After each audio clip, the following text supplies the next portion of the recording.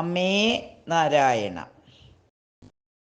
പഞ്ചമി നാളിൽ വാരാഹി ദേവിയെ പ്രാർത്ഥിച്ചുകൊണ്ട് വജ്രഘോഷം എന്ന് 108 പ്രാവശ്യം ഒരു പേപ്പറിൽ എഴുതുക.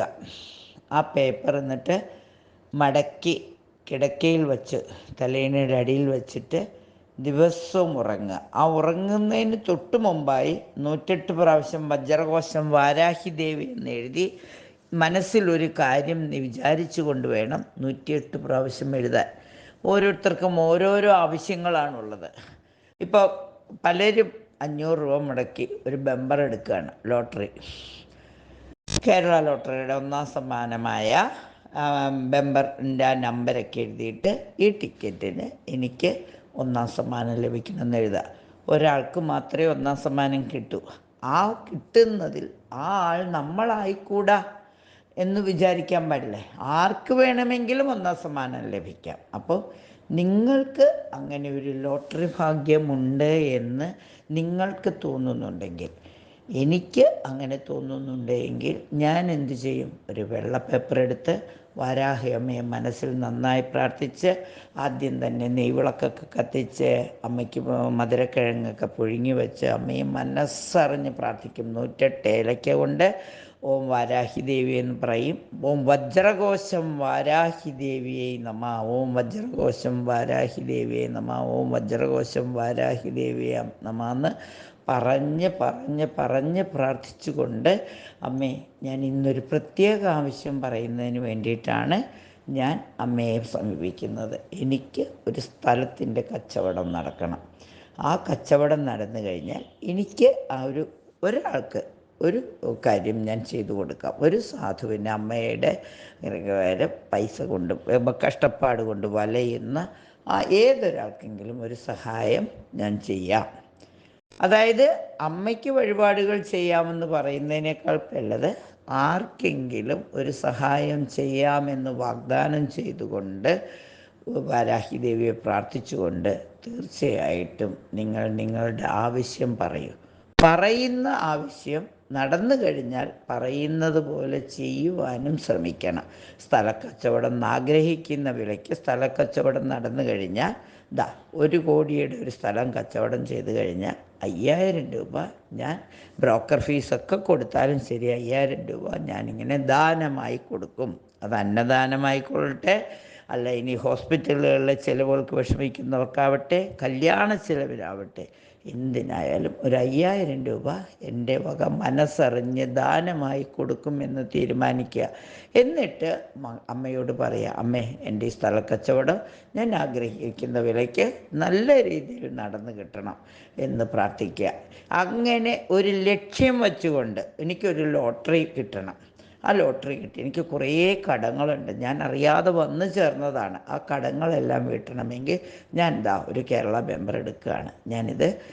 എനിക്കൊരു സമ്മാനം കിട്ടി, എൻ്റെ ബാധ്യതകളെല്ലാം തീരണം. അങ്ങനെ ഓരോരുത്തരും അവരവരുടെ ആവശ്യം എന്താണോ. എൻ്റെ കുഞ്ഞ് നന്നായി പഠിച്ച് പരീക്ഷ എഴുതി പാസ്സായി കഴിഞ്ഞാൽ ഞാൻ 3 കുട്ടികൾക്ക് പഠിക്കാനുള്ള ഒരു പഠനോപകരണം, ഒരു പെൻസിലോ ഒരു പേനയോ ഒരു ബുക്കോ, കഴിയുമെങ്കിൽ ഒരു ഫോൺ വരെ വാങ്ങിച്ചു കൊടുക്കാൻ നമ്മൾക്ക് നമ്മുടെ സാഹചര്യങ്ങൾക്കനുസരിച്ച് ചെയ്യാം.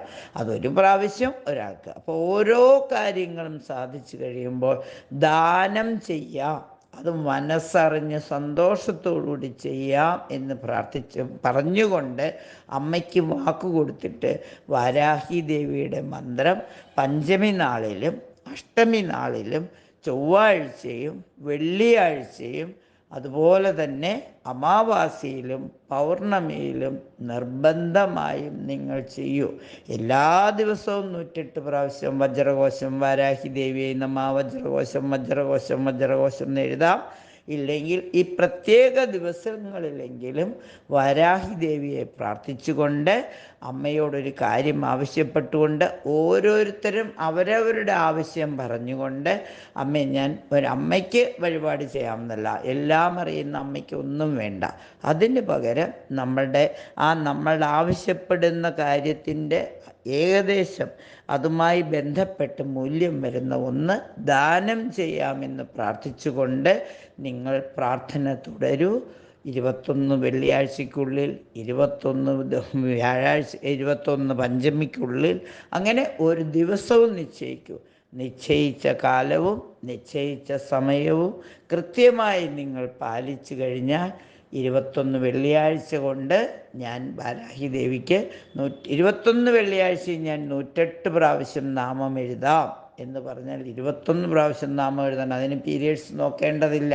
പ്രാർത്ഥിക്കുന്നതിന് പീരീഡ്സോ മറ്റ് തടസ്സങ്ങളോ നോക്കാതെ 21 വെള്ളിയാഴ്ചയോ 21 തിങ്കളാഴ്ചയോ 21 ചൊവ്വാഴ്ചയോ 21 അഷ്ടമി നാളിലോ 21 പഞ്ചമി നാളിലോ 21 അതുപോലെ തന്നെ 21 അമാവാസിയിലോ 21 പൗർണമിയിലോ കൃത്യമായി നിങ്ങൾ ചെയ്യൂ. നിങ്ങളുടെ ആഗ്രഹം സഫലമാകും. ഇത് വാരാഹി അമ്മയെ നൽകിയ അനുഗ്രഹം ലഭിച്ച ഒരാളെന്ന നിലയ്ക്ക് ഞാൻ എൻ്റെ അനുഭവമാണ് പറയുന്നത്. തീർച്ചയായും എല്ലാ അനുഭവവും ഇതുപോലെയുള്ള നല്ല അനുഭവങ്ങൾ നിങ്ങൾക്കും ഉണ്ടാവട്ടെ. അങ്ങനെ നല്ല അനുഭവങ്ങൾ കിട്ടുന്നവർ ശ്രീദേവി അസ്ട്രോളജിക്കൽ ചാനലിലേക്ക് അറിയിക്കൂ. അവർക്ക് വേണ്ടി ഞങ്ങളും പ്രാർത്ഥനയിൽ പങ്കുചേരാം. തീർച്ചയായിട്ടും നിങ്ങളുടെ ആഗ്രഹം എന്താണെന്ന് പറഞ്ഞുകൊണ്ട് പ്രാർത്ഥന തുടങ്ങൂ. ഞാനും അതിൽ പങ്കുചേരാം. എല്ലാ നന്മകളും എല്ലാവർക്കും, ഇങ്ങനെ ചെയ്യുന്ന എല്ലാവർക്കും ഉണ്ടാവട്ടെ.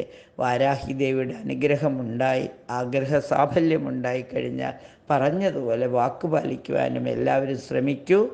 നന്ദി, നമസ്കാരം.